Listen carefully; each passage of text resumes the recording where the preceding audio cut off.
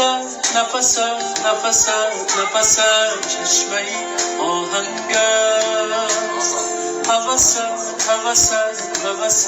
هوس بحری دیگ تنگ است. نفس شیشه و سنگ گلشنی صدرنگ است. نفس چشمه آهنگ است. هوس بحری دیگ تنگ است. نفس شیشه و سنگ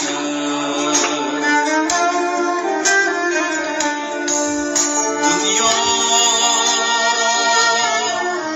غمی این غمی آن غمی دل غمی جان شکرینم کانی شهد و انگو بینم خوشترینم بهترینم بچگی نازنینم لحظه ها انگو بینم خوشترینم بهترینم بچگی نازنینم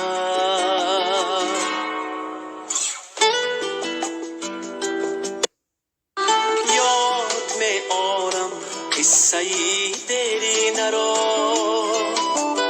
آس می دارم آن همه گنجینه را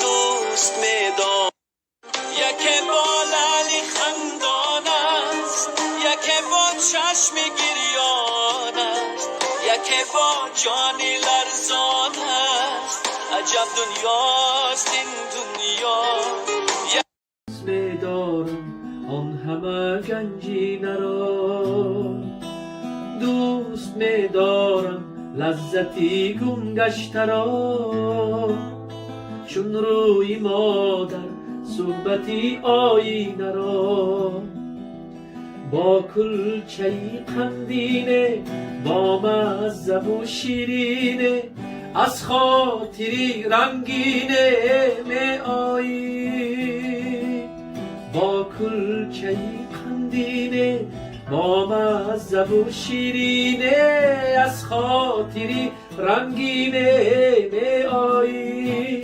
لحظه های شکرینم کانی شهد و انگو بینم خوشترینم بهترینم بچگی نازنینم